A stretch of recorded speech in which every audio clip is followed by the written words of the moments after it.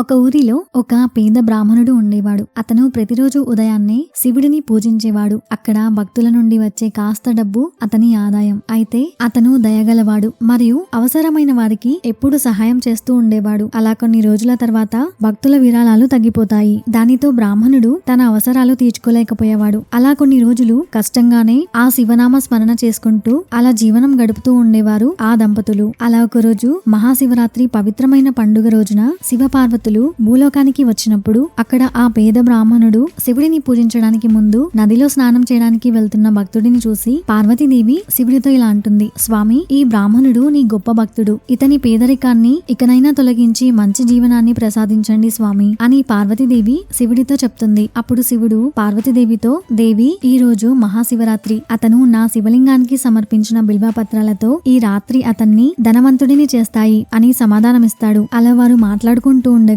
అక్కడ ఒక వ్యాపారి చెట్టు వెనక నుండి వారి సంభాషణను వింటూ ఉంటాడు. కానీ ఆ వ్యాపారిని వీరు అంతగా గమనించరు. ఆ తర్వాత శివపార్వతులు అక్కడి నుండి వెళ్లిపోతారు. అలా శివపార్వతులు అక్కడి నుండి వెళ్లిపోయిన తర్వాత ఆ పేద బ్రాహ్మణుడు నదిలో స్నానం చేసి బయటకు వచ్చే వరకు అతను వేచి చూస్తూ ఉంటాడు. ఆ తర్వాత అతను బ్రాహ్మణుడి దగ్గరికి వెళ్లి, నీవు శివుడికి సమర్పించిన బిల్వ పత్రాలన్నీ నాకు ఇస్తే నేను నీకు 100 బంగారు నాణాలు ఇస్తాను అని ఆ బ్రాహ్మణుడితో చెప్తాడు. అది విన్న ఆ బ్రాహ్మణుడు చాలా ఆశ్చర్యపోయి సరే స్వామి అని చెప్పి అతను తిరిగి వెళ్లి తన భార్యకు చెప్తాడు. అప్పుడు ఆమె ఇలా అంటుంది, ఆ ఆకులు అమ్మడం అంత మంచిది కాదు, కానీ 100 బంగారు నాణాలు అంటే చాలా డబ్బు అని చెప్తుంది. ఇక బ్రాహ్మణుడు కూడా అయిష్టంగానే బిల్వపత్రాల సంచిని తీసుకొని ఆ వ్యాపారికి ఇస్తాడు. అలా మరుసటి రోజు బ్రాహ్మణుడికి డబ్బు ఇస్తానని వాగ్దానం చేసి ఆ వ్యాపారి ఆ ఆకుల సంచిని శివలింగానికి సమర్పించడానికి గుడికి వెళ్తాడు. అలాగే బిల్వపత్ర ఆకులన్నిటిని శివలింగానికి సమర్పించి అక్కడ రాత్రంతా బంగారు బిల్వపత్రాల కోసం వేచి చూస్తూ ఉంటాడు. కానీ ఎంతసేపటికి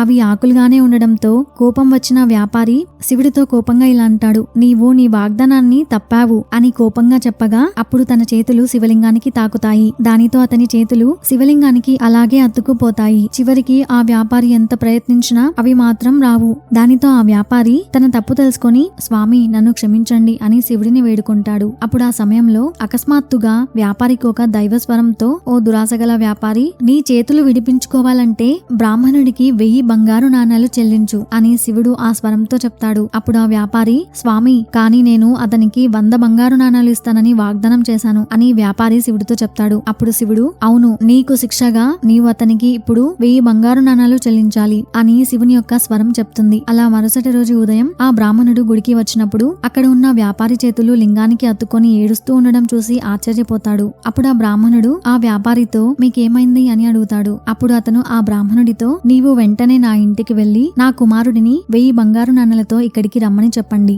అని ఆ వ్యాపారి బ్రాహ్మణుడితో చెప్తాడు. బ్రాహ్మణుడు అలాగే వెళ్లి వ్యాపారి కుమారుడితో తిరిగి వస్తాడు. అప్పుడు ఆ వ్యాపారి తన కుమారుడితో, కుమారా, బ్రాహ్మణుడికి బంగారు నాణ్యాలు ఇవ్వు అని వ్యాపారి తన కుమారుడికి చెప్తాడు. ఆ తరువాత వెంటనే వ్యాపారి చేతులు శివలింగం నుండి మాయాజలంగా విడుదలవుతాయి. ఈ కథ యొక్క నీతి ఏమిటంటే, దురాశ దుఃఖానికి చేటు. ఇంకో విధంగా చెప్పాలంటే అత్యాశకు పోతే ఉన్నది కూడా పోతుంది. వ్యాపారి ఎక్కువ డబ్బు సంపాదించాలనే దురాశతో బ్రాహ్మణుడిని మోసం చేయడానికి ప్రయత్నించాడు. దాని ఫలితంగా అతను శిక్ష అనుభవించాల్సి వచ్చింది. అలాగే ఎక్కువ డబ్బు చెల్లించాల్సి వచ్చింది. కాబట్టి దురాశ ఎప్పుడు మంచిది కాదు అని ఈ కథ మనకు చెప్తుంది. ఇలాంటి మరిన్ని కథల కోసం ఛానల్ ని ఇప్పుడే సబ్స్క్రైబ్ చేసి పక్కనే ఉన్న బెల్ ఐకాన్ ని యాక్టివేట్ చేసుకోండి. అలాగే ఒక లైక్ చేయండి friends. Thank you for watching.